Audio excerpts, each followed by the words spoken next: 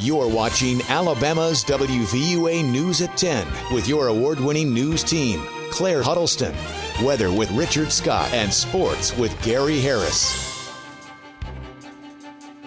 Thanks for joining us tonight. The Alabama football team kicks off SEC play against the Arkansas Razorbacks this Saturday, but the rivalry is already in full force. Earlier this week, a picture began surfacing on several social media websites depicting an Arkansas football player in front of Tuscaloosa's tornado. WVUA's Sarah Chavnik spoke with Alabama and Arkansas fans to get their reaction to the photo.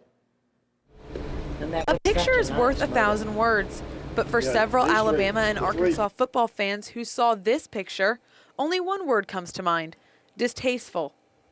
It'd be hard for me to imagine somebody thinking that's funny, or well, they probably don't think it's funny. They just trying to put some skewer in Alabama, I guess. Whoever did that probably didn't mean it like that, but they probably should have taken a second thought before they did it, because it really upset a lot of people. The picture shows Arkansas wide receiver Joe Adams photoshopped into the Tuscaloosa tornado. Fans say it first popped up on an Arkansas message board, and after some negative feedback, the poster took it down. But not before the picture went viral on other social networking websites, with captions such as, "Watch out, Tuscaloosa, a tornado is coming to town." We go to all the ball games, and Alabama probably treats people as nice as any place we go. So I think it's in very poor taste. Evidently, whoever put it on Facebook or wherever it was have never seen the damage a tornado does. University officials at Arkansas say they in no way condone the message being spread.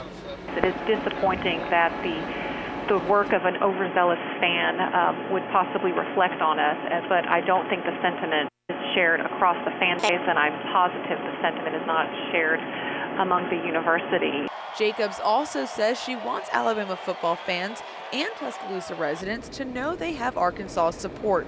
In Tuscaloosa, Sarah Chavnik, WVUA News. Fans for both teams say they hope this dispute can be settled on the field, not in internet chat rooms. Don't forget, you can join us this Saturday for Crimson Tide Kickoff presented by Alpha Insurance. Gary Harris and John Huddleston will have previews of all the big SEC games, plus live interviews and special reports. Crimson Tide Kickoff starts at 8 o'clock Saturday morning only on WVUA TV. A local charity organization is donating money to Tuscaloosa's tornado relief efforts. The Thirsty Turtle Club presented the Tuscaloosa Chamber of Commerce with a $2,700 check tonight. The money will go directly to the Tuscaloosa Tornado Relief Fund. The Thirsty Turtle Club formed during World War II. Local members meet Thursdays at 6 at Big Al's Bar and Lounge in Tuscaloosa. The group says the money will be used to help with organizations like Temporary Emergency Services and church groups who work with those in need following April's tornadoes.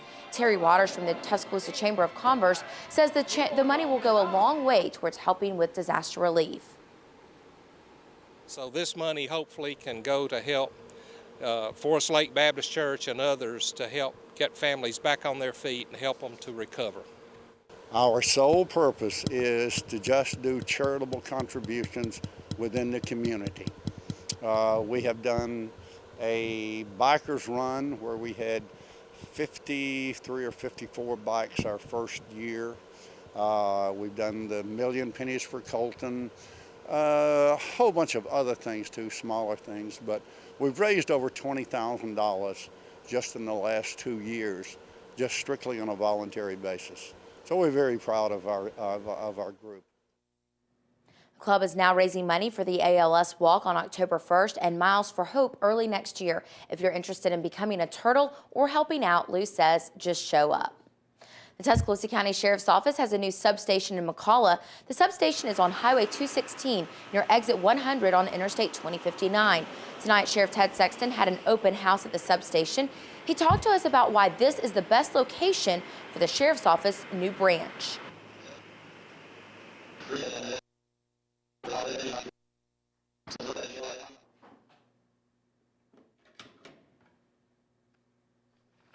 Location that persons can come to meet with deputies, to file reports, give statements.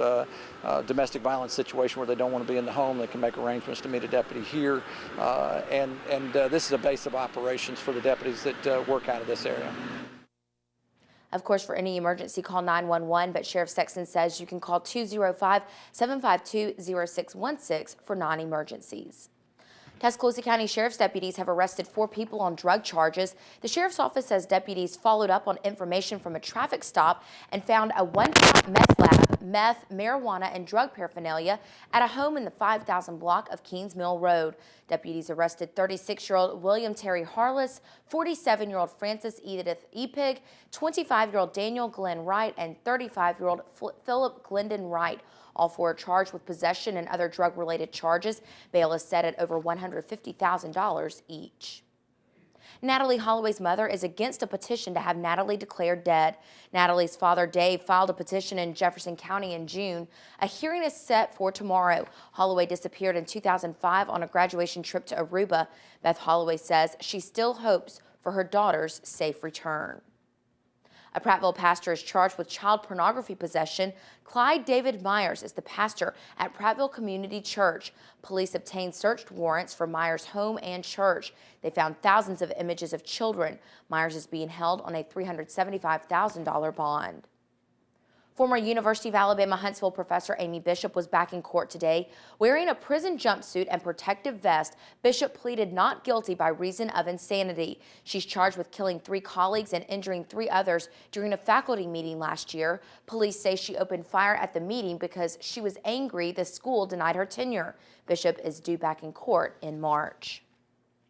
A toddler has drowned in an accident near Vinemont. 2-year-old Noah Matthew Tolbert drowned in a pond after wandering out of his home without anyone noticing. Emergency responders tried to resuscitate him before emergency medical technicians arrived. Attempts to revive him went on for an hour at the Coleman Regional Medical Center before doctors pronounced him dead. The toddler was coming up on his 3rd birthday. His funeral arrangements are being handled by Coleman Funeral Home.